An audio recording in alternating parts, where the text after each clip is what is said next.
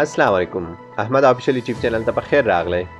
دوستانو پرون کوم خبر چې متحده عربو اماراتو بهرنی چارو وزارت او د فدرال ادارې لخوا خپور شوی و چې پکې صرف هغو چاته اجازه ورکړی شوې وه چې د دوی کورنۍ په اماراتو کې وي هغه کولی شي چې د اول جون څخه اماراتو ته راشي. خو نن دوی په دې خبر کې بدلون راوست. په دې کې کوم بدلون راغلی دی د دې لپاره تاسو د ویډیو ما سره تر اخره پورې وګورئ. که چیرې احمد آفیشل یوټیوب چینل ته نوي وئ دا ضرور د سره سبسکرایب کړئ او د بیل نښان هم کلیک کړئ. که مو ویډیو خوښه شوه نو لایک یې ضرور کړئ.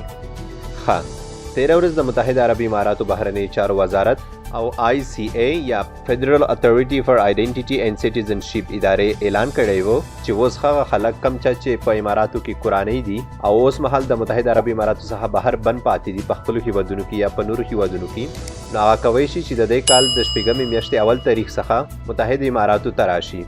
خو نن ګلپ نیوز یو خبر خپور کړ.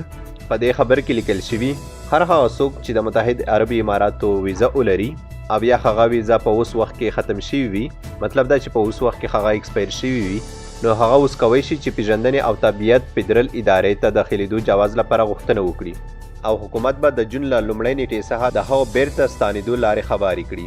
هغه څوک چې د کرونا وایرس له وجې الوتکې ځنډېدلې وې نو هغې لپاره چې 13 ورځ کم اعلان شوی و نو هغه خبر د خلکو په منځ کې ډېر کنفیوژن پیدا کړی و. د دې له وجې دوی نن د هغه شرط بدل کړ نو دا اوس روښانه شوه چې ټول خلک کولی شي چې متحده عرب اماراتو ته د اول جون څخه داخل شي هغه د ځمکې له لارې وي او یا د هوا له لارې. خو دوی خلک داخلېدی شي تر څو چې دوی ته اجازتنامه نه وي میلاو شوي.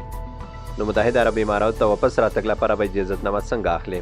د دې لپاره دوی توجیهي سرویس شروع کړی دی کوم چې یو ویب سایټ دی په هغې کې به خپل ځانونه رجسټر کړئ. کله مو چې ځانونه رجسټر کړل نو اپروول کم ایمیل چې هلته تاسو ورکړی وي هغې ته درته راځي یا چې کوم موبایل نمبر تاسو ورکړی نو موبایل په تھرو SMS درته راځي. د دې رجسټریشن ویډیو انشاءالله سبا درته خپروم نو د دې لپاره تاسو احمد آفیشل یوټیوب چینل تعقیبوئ. که چیرې تاسو دې چینل ته نوي وئ د ځانو سره ضرور سبسکرایب کړئ او ورسره د بیل نښان هم کلیک کړئ. که مو ویډیو خوښه شوي وي نو لایک یې ضرور کړئ. نو په آخر کې یوه هیله لرم چې دا ویډیو خپلو واړو دوستانو سره شریکه کړئ تر څو دوی ته هم دا معلومات وشي. نور مو په الله سپارم. د الله په امان.